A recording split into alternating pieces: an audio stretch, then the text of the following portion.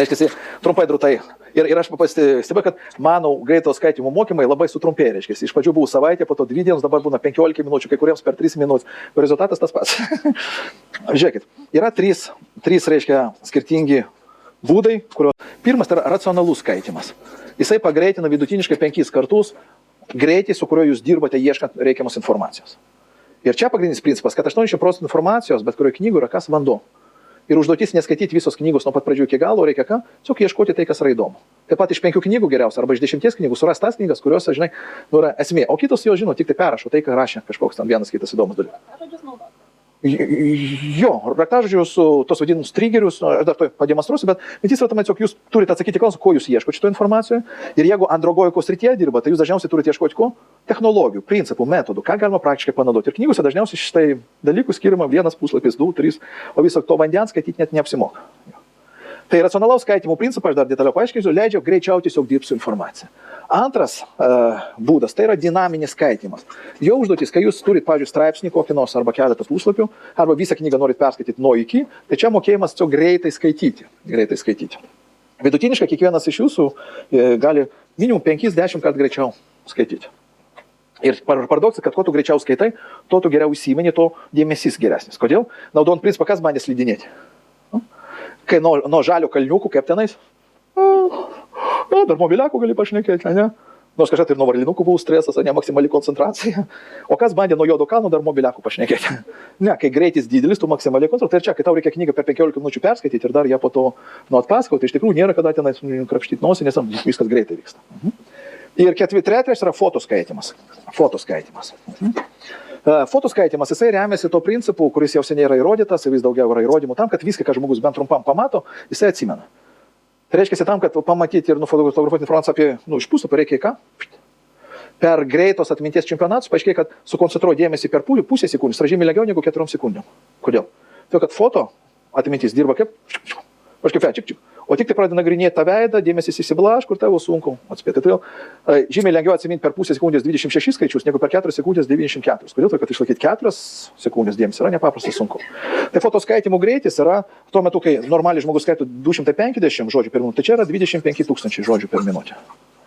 Bet tai noriu priminti, kad tai yra fotoskaitimo, tai yra pasąmonė ta informacija. Yra visa eilė veiksmų, kaip po to tu turi iš tos pasąmonės išimti tą informaciją. Kaip atrodo, nuo kurio reikėtų metodo mokyti? Turėtų būti nuo 1, po to prie 2 ir 3. Bet realiam gyvenimą reikia nuo fotoskaitimo. Kodėl? Todėl, kad mes viską darom atvirkščiai, nuo sudėtingesnio. Ir fotoskaitimas atrodo maždaug taip. O jeigu čia būtų, ar kas nors neturi paprastos knygos? Ne. O, knygoje.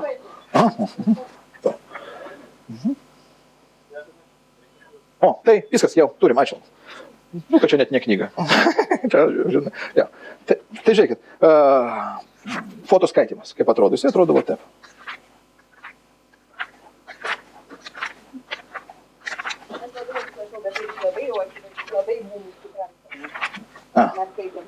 Supratau. Tai ačiū labai. Jos neskaitęs. Jo, šitos aš neskaitęs.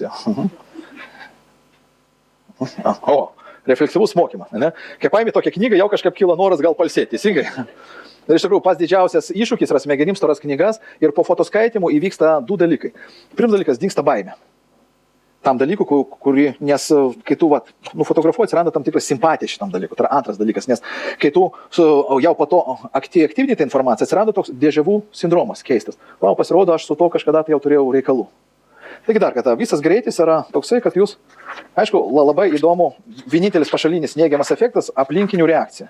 Ypač, kaip aš skraidau, aš dažniausiai paimu 3-5 tokias storas knygas ir kai tu atsisėdi ir taip fotkinį, iš pradžių niekas nekreipia dėmesį. O mes čia su žmona skridom ir aš tai paėmiau vieną knygą, ištrauksiu, aš to noriu paskaityti ir šalia viena moteris, iš lėto, vieną puslapį mūčina. Ir jeigu, gal kažko ieškau, aš tokią knygą, maždaug užtrunka 3-5 minutės ir aš tai peržiūrėjau, sakau, įdomi knyga ir padėjau. Ištraukiu kitą knygą ir tenais. Ir pradėjau nervuotis. Po to pradėjau žiūrėti, kas gal ten komiksų knyga tenais. Po to galų susierzinau, nustojau skaityti ir iš vis nebešnekėjau su mumis, nes tai atrodo iš principo labai keista. Bet moksliniai tyrimai, kaip dar kartą minėjau, galėsiu duoti nuorodas, parodo, kad viską, ką mes kažkada tai nufotografuojam, išlieka. Tik vienintelį, kad mums reikalingas tam tikras fotofokusas. Ką tai reiškia, tai yra specialus mokėjimas žiūrėti į daiktus iš fokusuotų žvilgsnių. Dabar pamėginkim tai padaryti, gerai? Pirmas, pamėginkite taip 2 pirštus sujungti ir pro jos pasižiūrėti tenais. ir va, į priekį, pro tos pirštus lygtis kiaurai. Ir priartant pasižiūrėkit, kaip pas jūs atsiras 3 pirštai. Va, pas mane dabar 3 pirštas per vidurį atsiranda. Pajudinkit ir jeigu jūs ten į tolį žiūrėsit, atsiras tarpusavį 3 pirštas. Kam pavyko? Jo. Ką tai reiškia? Kai mes skaitom, akis mūsų sujungtos va taip. Mes žvairuojam, žiūrim į vieną. Kai mes foto skaitom, mes jau žiūrim į 2 puslapius, iš karto tik į šonus ir tokiu būdu, ką lygtais kiaurai matom. Tokiu būdu išfokusuotas žvilgsnis. Tu tuo metu nelabai ką matai, bet atsiranda toks lygtais raidės pakyla į viršų ir dar va, kitas būdas patikrinti, ar pavyksta jau taip susikoncentruoti, yra sasiskos principas. Jeigu jūs va taip vėl įtinė, tai tarp jūs atsiranda tokia maža sasiska. Matot? Ir truputėlį pasitreniravus, tai pavyksta visiems. Lygiai taip pat žiūrim, kaip yra magiška akis. O tai tokia, žinot, raibalioja, pasižiūri, po to tik išfokusuoja, trimatė erdvė atsiranda. Tai iš kur rekomenduojama va, tą išfokusuotą tokį žvilgsnį periferinį ir tada žmogus ką, specialioje tokio atsipalaidavimo būsniko, jis susibalansuoja kairys ir dešinysis pusrutulius, jisai tiesiog fotografuoja puslapius. Ir dažniausiai tai daroma iš vakaro, kad per naktį tai nusigulėtų, o po to kitą dieną jau yra aktyvinimų būdai. Yra keletą aktyvinimų būdų, vienas iš jų, kai jūs tiesiog savęs klausite, ką norėčiau sužinoti šitoj knygoj. Žiūrėk, aš vakar nufotkinau, šiandien klausiu, ką norėčiau sužinoti. Ir va žiūri truputėlį, va taip va, peržiūriu, o ciklinis procesas, nu tikrai, ką čia yra. O, nu norėčiau sužinoti apie jį detaliau, bet toliau nebeskaitau. Žiūriu, kas dar čia būtų įdomu, stebėjimo dalyvau. Mokymas iš kitų, nu čia iš vis buvo nesąmonė. O, buvimas refleksyvių mokytojų, o čia įdomu, norėčiau apie tai ideologiją, nu čia gal kitiems, kultūra čia, ble, ble, ble. O, vertybė, nu čia, biletristika. O, tikslų įspėriu, kad čia nieko įdomaus čia. Va čia yra, o čia jau yra problemos, nu čia detaliau. Ir aš tokiu būdu peržiūriu knygą, norėdamas atsakyti savo klausimą, ką norėčiau detaliau sužinoti. Kiek man užtruktų tai? 5 minutės. Bet aš tokiu būdu reaktyvuoju tas žinias, kurios čia kyla. Ir einu iš paskos ko? Intuityvaus susidomėjimo. Žinau, kad tikrai šito knygų yra 80% ble, ble, ble. Antra žymiai įdomesnė, ir čia atsiranda pirmi surprizai, kai antrą dieną, truputėlį taip savęs paklausinės, aš dabar galvoju, tai kurgi surasti atsakymą į tos klausimus.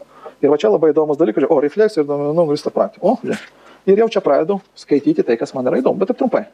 Po to tenais buvo apie ciklą, kur, žiūrėk, ciklą iškart suradau, kaip čia taip gali būti. Ir paradoksas, bet mano smegenys tikrai žino kur. Ir daugelis žmonių, kurie sako, aš netikiu, kitą dieną stebėdavus, kad jie pradeda surasti atsakymus, tų, kurie darau vakar net negalėsiu, tai iš tikrųjų keistas jausmas. Trečias dalykas, mes paaišom mindmapus. Tiesiog paimi tokį ant didelio lapo popieriaus, skirtingais flamasteriais, pavyzdžiui, ir va čia yra refleksyvus mokymas. Refleksyvus mokymas. Ir aš pradedu tokias šakas piešti ir tiesiog savęs klausiu, o ką aš jau žinau apie refleksyvų mokymą? Nu, pirmas atsakymas, kurį man kyla, yra klausimas, jis refleksyvus ir nerefleksyvus. Tai aš galvoju, kad galbūt kažkas yra ir mokymus tokio. Toliau žinau, kad yra skirtingos klasifikacijos mokymosi ciklų. Ir aš tokiu būdu skirtingom spalvom paišau ką? Pirmas asociacijos, kurios man kyla iš šito pavadinimo. Žinau, kas yra įdomu. Žmogus, kuris atrodo nieko neišmanė apie tai, staigiai sukuria 8-9 šakas, kurios pakankamai tokios įdomus. Gal ne detalius, bet. Ir tada aš savęs klausiu, tai ką aš norėčiau galbūt detaliau sužinoti. Ir tada ką darau? Truputėlį peržiūriu šitą knygą. Bet žinau, kas įdomiausia. Tai, kas man vakar atrodė visiškai neįdomu, šiandien atrodo kaip nepaprastai intriguoja, nes mano visos smegenys yra aktyvuojamos, nes aktyvuoja smegenys, kas klausimai ir atsakymai. Ir paradoksas, pats įdomiausias dalykas, kuris gali įvykti, nes jūs turbūt žinot šitą ciklą, nežinau, kaip jisai susijęs su refleksiniu mokymu, bet jūs žinot, kad žmogus besimokydamas perina per 4 etapus. Iš pradžių aš nežinau, ko aš nežinau, nesąmoninga nekompetencija, taip. Toliausiai perina į sąmoningos nekompetencijos. Toliausiai perina į sąmoningą kompetenciją ir jeigu viskas tvarkoja, turi galimybę perti į nesąmoningą ką? Kompetenciją. Aš nežinau, ką žinau. Fotoskaitimas duoda galimybę iš karto peršokti. Va štai čia. Ir žinot, kaip tai yra daroma? Tai daroma tiesioginių mokymų būdu. Kai aš tiesiog perfotografavęs ir peržiūrėjau šitą knygą, atsipalaidavęs tokia alfa, žinot, lengvai būsenoje, pusiau snaidoroddamas, savo sakau, Algirdai, dabar visą mėnesį tu galėsi stebėti, kaip keičiasi tavo kaip mokytojo, kaip dėstytojo patirtis ir praktika. Tiesiog kiekvieną dieną tu stebėsi, kaip nesąmoningai naudosi šitus principus savo praktikoje. Ir ką aš darau? Kiekvieną dieną, nes nežinau, apie ką šitą knygą atrodytų, save klausiu. Ir šiandien vakare aš tavęs paklausiu, kas įvyko mano mokymo, kaip dėstytojo patirtyje, po to, kaip aš peržiūrėjau šitą knygą. Pirmas dalykas, ką aš, o dabar čia pats pagalvoju, kokia tyla, mano dabar kažkaip pačiams. Ir aš labai norėčiau dabar jūsų paklausti, o ką jūs galvote apie tai, ką mes šiandien kalbėjome? Aš to anksčiau taip nedaryt, šau padariau ir šie, o dabar man kyla noras kažkaip su jumis padiskutuoti apie tai. Ir aš įtariu, kad tai yra šitos knygos inspiruotas dalykas. Ar tiesa? Kas skaitė šitą knygą? Ir aš stebėsiu kiekvieną dieną ir rašysiu minimum 10 pasikeitimų, kurie atsiranda mano gyvenime. Ir jie atsiras žymiai lengviau, todėl kad apeina visą tą ilgą sąmoningo mokymosi procesą. Po mėnesio aš galėsiu savęs neatpažinti kaip mokytojas. Kodėl? Todėl kad 30 dienų, po 10 intuityvių pokyčių. Tai yra kiek pokyčių? Tai yra tiek, kiek žmogus per visą gyvenimą nepadaro. Ir paradoksas yra, kad mūsų sąmoningas mokymas ignoruoja tai, ką mes dažniausiai darom sėkmingiausiai. Juk mes daugelį dalykų gyvenimą išmokom kaip? Nesąmoningai, intuityviai, jausdami, kad reikia kažkaip kitaip. Bet pagal technologiją. Taip. Ir šitoj vietoj žiūrėkit, kas įvyksta. Daug dalykų aš galiu integruoti savo gyvenimą, skiriant tam kiek? Žymiai mažiau laiko. Kam tai atrodo šiek tiek mistiška? Bet tai nepaprastai įdomu. Ypač stebėti, kaip keičiasi tavo gyvenimo rezultatai, net sąmoningai negalvojant apie tai. Prašau. O, jiems dar geriau. Tik vieninteliai vaikai turi problemų, pavyzdžiui, aš vaikėsi buvau pirmoje klasėje, aš išmokinau fotoskaitimų. Ir jisai turi problemų mokyklos. Įlauk, ten duoda knygą, jisai, aš nufotkinau mokytoją. Jis sako, ką tu ten nufotkinai?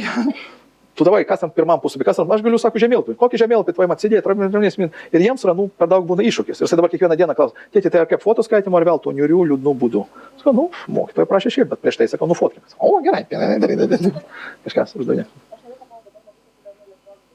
Tas pats, tiesiog greitai leidžia tą knygą, kad neatspėtumėt net kas suvokti. Ir vat, YouTube yra, aš pats dabar į Ameriką važiuoju pas fotoskaitimą, ir tai tenais jie tiesiog rodo, demonstruoja šitam, kaip, eina per kompiuterį. Tekstų ir jie iš karto atsako į klausimus susijusius su to reiškia informacija. Bet vis dėlto daug informacijų, ypač jeigu mes dėstum, mums reikia, sąmoningai, vis dėlto sąmoningai. Tai tada naudojamas dinaminis ir tas racionalus mokymas. Jo principai yra tokie, 5 žingsniai, gerai, 5 žingsniai labai greitai. Aišku, čia reikia pasipraktikuoti, bet pirmas žingsnis yra susipažinti. Visuomet reikia susipažinti su knyga. Tai reiškia, jeigu aš prieš skaitant šitą knygą, aš turėčiau ką padaryti? Peržiūrėti. Ir todėl yra tas vadinamas karštos bulvės principas. Nereikia niekuomet skaityti knygą nuo pradžių iki galo, taip skaito nelabai toli pažengę žmonės. Tiesiog pažiūrėkit, kas čia yra parašyta. Toliau, kas ten parašyta. Žiūrėkit, ir pasirodo, kai kairė ir dešinė ranka dirba, aktyvuomas ir kairysis ir dešinys pusė. Toliau peržiūrėt, refleksijos įvadas. Ir aš galiu greitai paskaityti pagrindinės idėjas. Po to žiūriu, kad ten ką. Detaliau skyrelius tokius. Kiek užtrunka tokią knygą peržiūrėti? 5-6 minutės. Tarp kitų, kas skaitė šitą knygą? Niekas neskaitė. Kas čia skaitės, kas sako, čia visi skaitė šitą knygą, bet aš iškart pasiekiau, čia yra mindmaps, čia gerų dalykų yra. Kiek man tai užtruko? Žiūrėk, aš po 5 minučių jau galiu diskutuoti šitą knygą, kodėl todėl, kad smegenys labai greitai. Jo. Tai va, tai jūs peržiūrite, tai yra susipažįstat. Antras žingsnis, jūs turite atrinkti tas temas, kurios jums atrodo įdomios. Labai dažnai tai būna knygos vidury kažkur tai. Kaip jas atrinkti? Turinuką pasižiūrėkit, va. Ir čia pas mane kas? Planavimas, organizavimas, elgesys, komunikacija, mokymas, vertinimas. Man elgesys labai įdomus, kaip vadovaujame klasė 244 puslapį. Dar norėčiau apie mokymusi, kaip kuriam savo strategiją, 282 puslapis. Ir refleksyvus mokymas ir visuomenė. Žinot, kaip visuomenė priims visą tai, 415 puslapis. Atrinkau tai, kas yra man įdomu. Jums galbūt kitas dalykas, bet labai svarbu eiti iš paskos savo susidomėjimo, o ne iš paskos autoriaus, kuris, verslą darė, knygą rašė. Teisingai? Tai jūs padarėte antrą dalyką, atrinkote. Trečias žingsnis, jūs turite išsiaiškinti. Išsiaiškinimo etapas, kai jūs jau tas atrinktas temas aiškinatės. Bet aiškinatės vėlgi kaip. Neskaitydami viską, o, pavyzdžiui, 485 puslapis surandat. O, žiūrėk, matau, kiek jau perskaičiau. Ir pasižiūrėkit, šitas skyrius iš kokių dalių susidaro. Pasižiūrėkit stambiom raidėm, kas čia parašyt. Susidarykit bendrą įspūdį. Ir tai, kas jums pasirodo čia įdomu, nes būna įvadas, neįdomus dar, tada jau pradedat ką, naudojant dinaminį skaitimą, greitai skaityti. Įsiaiškinant, ką čia turėjo omeny autorius pasakyti. Ketvirtas etapas. Čia yra detalizavimas. Jeigu man reikalingos lentelės, jeigu man reikalingi faktai, aš galiu paimti, ką ant kortelių išrašyti ir po to tos dalykus išmokti, išzubrinti. Žinot, kaip man patinka, kai man per seminarą kažką duoda, nustor knygą, jūs galėsite rytoj man atsiskaityti. Taip, jokių problemų. Man užtrunka 15 minučių, aš parinko kai kurias citatas, dar frazes užrašau ir išmokstu. Ir ryte, žinot, sakau, 385 puslapį man patiko citata, to autoriaus, kuris sako, bijau suklys, bet žodis žodžiu, tai skambėtų štai taip. Aišku, man šiek tiek nesutikčiau su ta frazė, kuri buvo 15 puslapį, nes tai palyginus su 68 puslapių, o ta formulė, kuri buvo patikta, už mūsų visą pasiduoda, aliuja. Iš tikrųjų, jūs tas detalės galite išrinkti ir jų gali būti daug. O jeigu jūs jau šitame etape pradėsit kurti mindmapą tokį, ta prasme, o mindmapas tai, kai jūs skyrių pagrindinės idėjas sutraukėt iki ko? Iki vieno žodžio, iki vieno paveiksliukų ir skirtingom spalvom uždedat. Tai jau ant tokio vieno A4 formato lapų jūs galite uždėti 100 įvairių idėjų, sutrumpintai taip. Ir 5. Reziumė. Jūs dar kartą pasižiūrit šitą knygą, ar viską padarėt, o jeigu jūs skaitot, kaip ir aš, 10-15 knygų per vakarą, tai jūs tada darot reziumė visų 15 knygų. Tai reiškia, jūs paimat 15 mind mapų ir tai palyginat, tada sąsąją surandat. Tai po 2 valandų tokio darbo jūs išeinat kaip monstras. Kodėl? Todėl, kad mind mapas leidžia išlaikyti atminti labai didžiulį kiekį informacijos. O žmogus, kuris skaito iš lėtų šitą knygą, atspėkit, ką jis po mėnesio atsimins? Nieko. Tik susiprantskis, man reikia apie tai pagalvoti dar. O po 2 valandų turėsit žymiai daugiau kompetencijos, negu po... Aš dar vieną klausimą. Vis atrodo man sakyti. Jo, mind mapai. Tik tai schemos. Jo, arba aš dar mėgstu, pavyzdžiui, jeigu didelė knyga, aš tik priklijuoju čia lapus, tose temose ir dar pabraukau. Nes kartais ir tų mind mapų nepaišau, nes man... O ateityje, kai jūs žinot tą sritį, tai jums jau automatiškai susiklijuoja viską. Ir iš tikrųjų man buvo iššūkis per anglų kalbos, kai žmonės sako, dabar ką noriu. Ir įvairiom temom, dabar apie vadovą, kadangi aš pats per 20 metų dėšiu įvairiausiom temom, man tas, žinot, siauros specializacijos, tas pozicionavimas atrodo visiškai nesąmonė, žmogus per trumpai gyvena, kad domės tik vienoj srity. Ir jeigu manęs klausia, tai ką tu dėsi, čia piešimų mokau, po to čia mes gimų dar kursus atidarėm, da? Man tai yra fan, todėl, kad neseniai nusipirkau dviratį, vieną ratį dviratį. Kas bandėt? Baldzėt, žinok, atjaunėt 15 metų, kai tik atsisėda, taip kvailai atrodai savo. Bet ir vaikai tai jums žavėsi. Ir aš, žinokit, greitai, tapytą žongliruoti moku dar. Dar nuėjau į plaukimų kursus, ką tik tai baigiau pėlių metimų kursus.